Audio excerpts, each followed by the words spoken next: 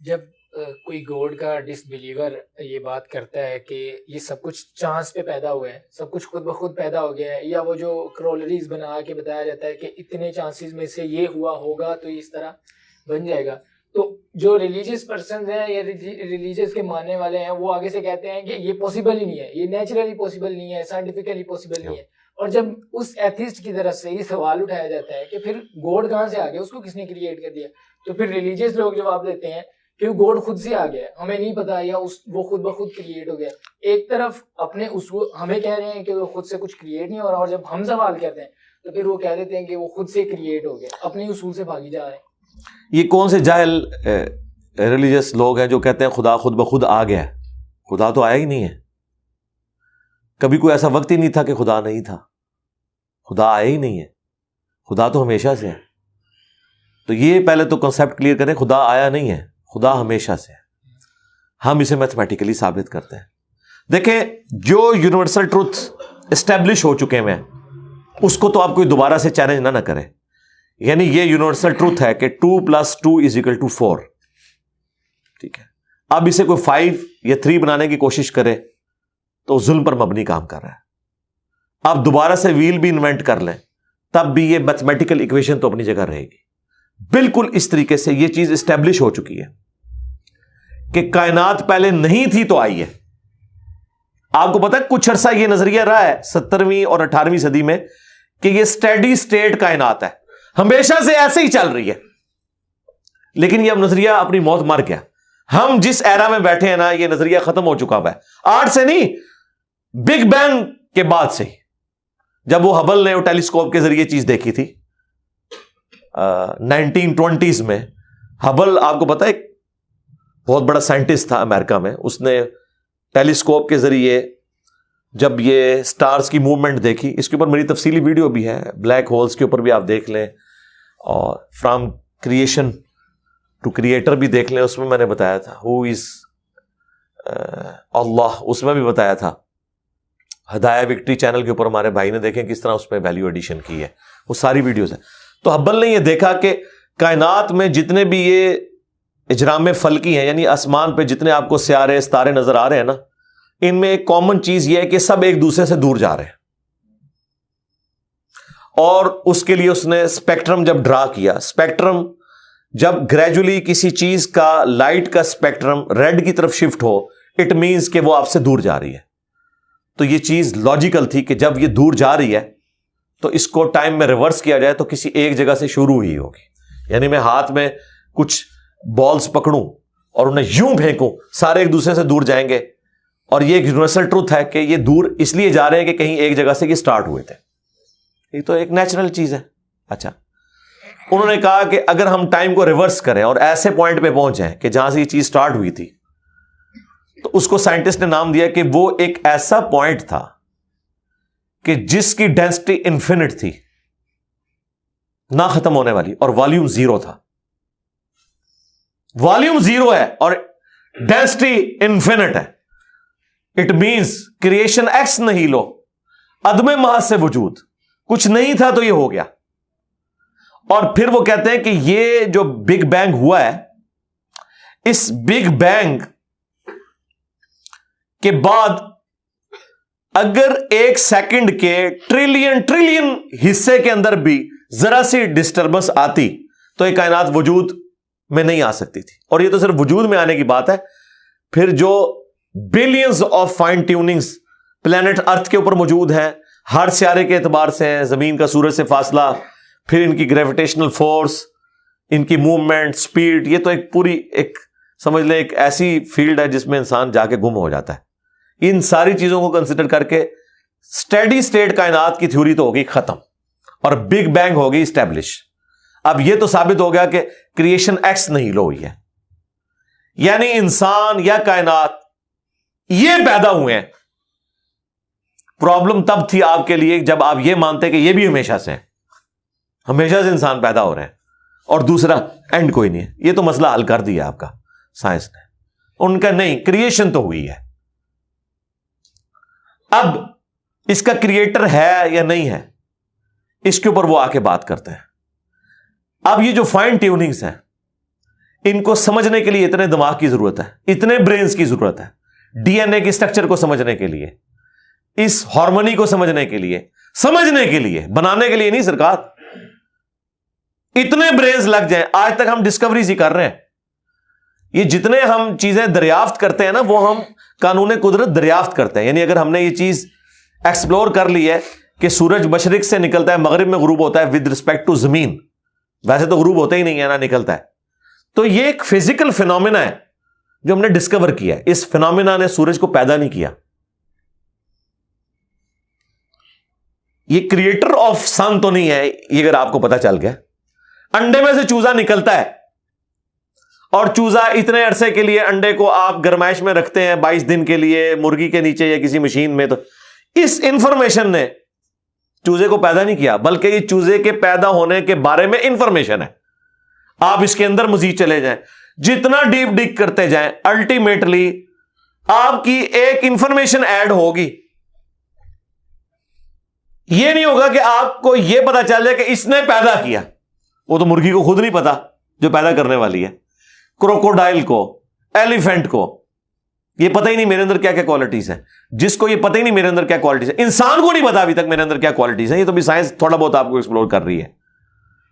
تو کریٹر تو ہم ان کوالٹیز کے ہے ہی نہیں ہے. اور پھر پیچھے ایک برین اس اعتبار سے ہے کہ وہ ایک آرگنائز طریقے سے, اور یہ بھی چیز ڈیفینیٹلی فیزیبلٹی کے تحت آپ سمجھیں میتھمیٹکس میں اسٹیبلش ہو چکی ہے کہ یہ پورے ایک آرگنائز طریقے سے جو چیز چل رہی ہوتی ہے اس کے پیچھے ایک برین ضرور ہوتا ہے. برین کے بغیر یہ کوئی ڈیزائن کر نہیں سکتا. فزکس کا سیکنڈ آف تھرمو ڈائنامکس جو ہے کہ انٹروپی یا تو کانسٹنٹ رہتی ہے یا انکریز کرتی ہے, یعنی ڈس آرڈر. خدا نہ خواستہ یہاں پہ دھماکہ ہو جائے تو ہر چیز بکھر جائے گی. اس کے بعد دنیا کا کوئی دھماکہ دوبارہ اس کو اس حالت میں ارینج نہیں کر سکتا. اس کو کہتے ہیں انٹروپی, کہ کہیں پہ بگاڑ آتا ہے تو وہ بڑھتا ہے. یہ ہو سکتا ہے کہ مزید آپ لوگ لائیں تو یہ بگاڑ اور بڑھتا جائے, یا جتنا ہے اتنا ہی رہے, واپس آرگنائز نہیں ہو سکتا جب تک کہ دوبارہ سے انٹروین کر کے آپ یہ کرنا. جس طرح وہ زیارت میں انہوں نے محمد علی جناح کے وہ سارے وہ میوزیم تباہ کر دیا تھا دہشت گردوں نے, تو دوبارہ سے انہوں نے بنایا, تو خود بخود تو نہیں بنا. دھماکے کے بعد تو سب کچھ خود بخود پھیل گیا تھا, لیکن دوبارہ اس جگہ پہ لانے کے لیے آپ کو بجٹ لگا ہے, برین لگا ہے, ایفرٹ پٹ کی ہیں, پھر جا کے وہ آرگنائز ہوا ہے. تو اس کا مطلب ہے آرڈر بنانے کے لیے برین چاہیے ہوتا ہے, ڈس آرڈر کے لیے کوئی مسئلہ نہیں. اور ڈس آرڈر کے بعد دوبارہ آرڈر بن جائے اس کے لیے برین چاہیے. سرکار یہ کون سا ڈس آرڈر ہے, یہ کون سا بگ بینگ ہے؟ چھوٹا سا دھماکہ آرگنائز نہیں کرتا, چیز کو بگاڑتا ہے. اور اتنا بڑا دھماکہ, اتنا بڑا آرڈر لے آیا ہے کہ پلانٹ ارتھ کے اوپر 2 ملین سے زیادہ اسپیشیز ہیں. ایک ایک اسپیشی کے اوپر آپ زندگی گزاریں, آپ صرف اس کی عادتیں ہی نہیں بتا سکتے کیا ہیں. یہ تو چھوڑ دیں کہ یہ بنی کیسی ہے. تو یہ تو ایک نہ ختم ہونے والا سلسلہ ہے. تو یہ برین تو اسٹیبلش ہے. اب اگلا سٹیپ یہ ہے کہ یہ جو برین ہے, وہ رچرڈ ڈاکنز بھی کہتا ہے نا دا گاڈ ڈیلوژن میں, جب فریڈ ہائل کا جملہ اسے کوٹ کیا گیا نا, فریڈ ہائل ایک بہت بڑا سمجھے فلاسفر بھی تھا, سائنٹسٹ بھی تھا. اس نے کہا تھا کہ انسان کا بن جانا خود بخود یہ اسی طرح کا فینومینا ہے, یہ اس سے بڑھ کر کمپلیکس فینومینا ہے کہ کوئی شخص یہ کلیم کرے کہ کوئی ہوائی جھکڑ ٹورنیڈو چلا اور اس نے کوڑے کباڑ کے ڈھیر سے مٹیریل اٹھایا اور ایک بوئنگ 747 تیار کر دیا. یہ دنیا کا کوئی پاگل بیوقوف آدمی بھی یہ بات نہیں مانے گا. اس کو چھوڑ دے, ایک بال پوائنٹ بننے کو کوئی نہیں مانے گا. تو اس نے کہا اس سے کمپلیکس چیز انسان ہے, اس کو تم یہ مانے ہوئے کہ خود بخود بن گئی ہے بغیر کسی برین کے. اچھا, تو اس کا جواب آپ کو پتا ہے رچرڈ ڈاکنز نے کیا دیا؟ اس نے ایک چیپٹر بنایا, اس کی ہیڈنگ رکھی دا الٹیمیٹ بوئنگ 747. اس نے کہا پھر سب سے بڑا بوئنگ 747 تو گاڈ ہے.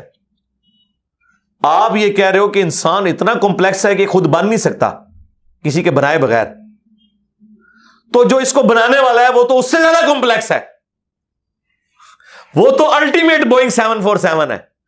اگر اتنا مشکل انسان ڈی این اے اسٹرکچر والا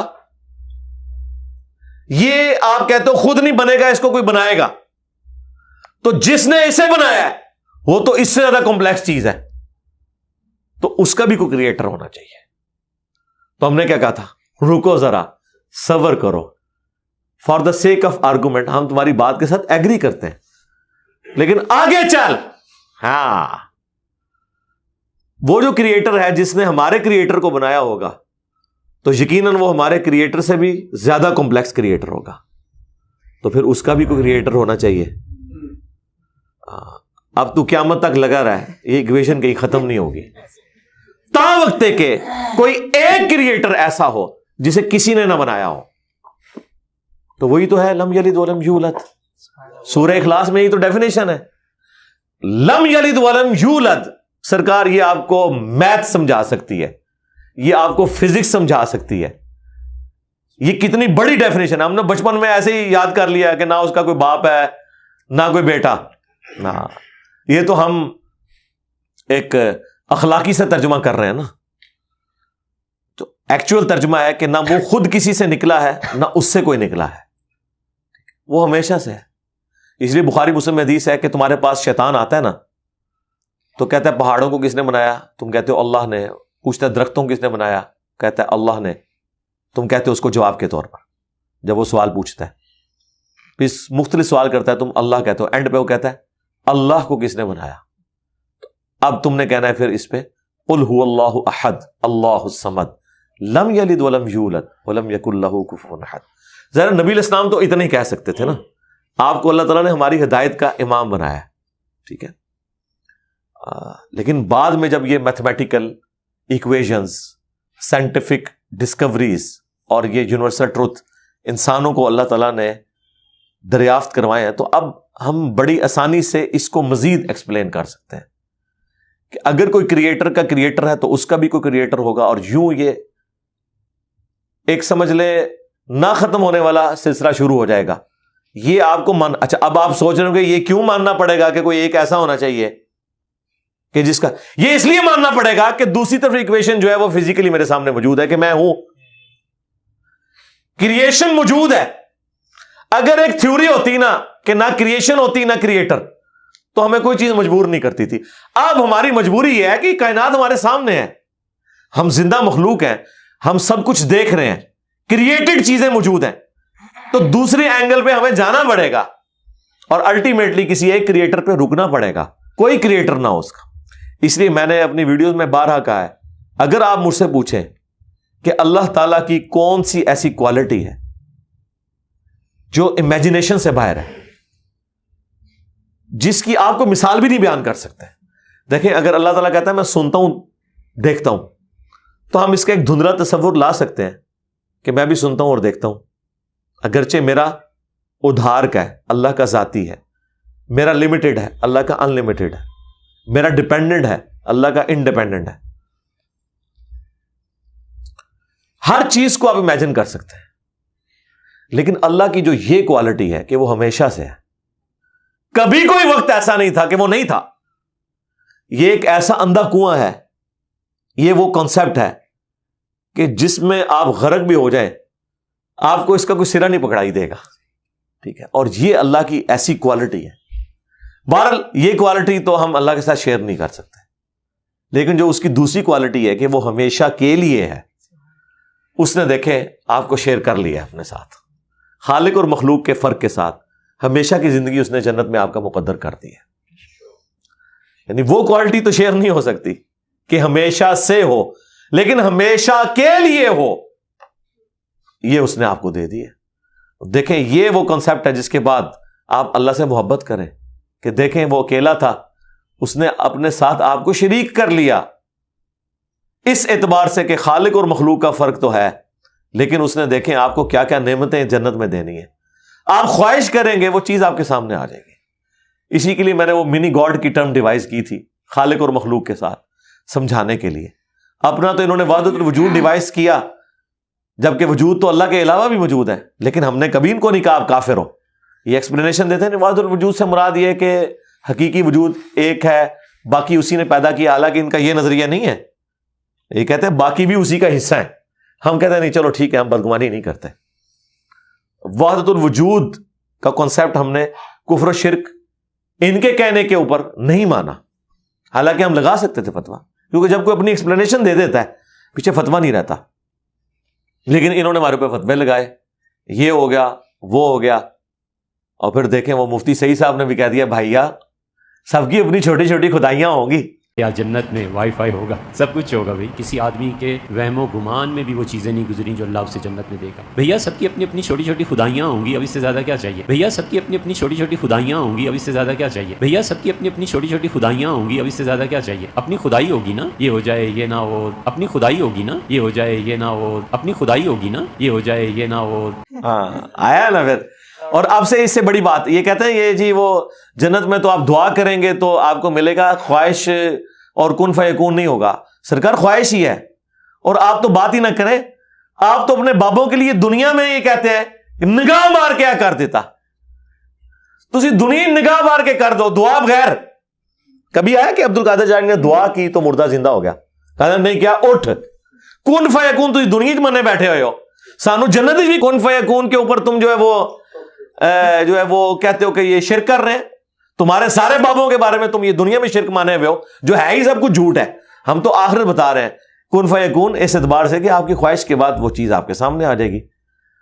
چاہیں تو اشاروں سے اپنے کایا ہی پلٹ دیں دنیا کی. ہاں یہ حال ہے خدمت گاروں کا سرکار کا عالم کا، اشاروں سے دعاؤں سے نہیں. تو سانو کہتا نہیں جنت دعا تو بعد ملے گا، اشارے نہ کچھ نہیں ملے گا. تو اسی دنیا جی اپنی جہنم بنائی ہوئی ہے اس طرح سے عقیدے رکھ کے، اور جو ایکچوئل ہے وہ تو ہے انشاءاللہ تعالی. ہاں شاید آپ کے لیے اور آپ جن کو مانتے ہیں ان کے لیے نہ ہو، اس لیے آپ ماننے کے لیے تیار نہیں ہے. ہمارے لیے تو ہے انشاءاللہ تعالی، انشاءاللہ.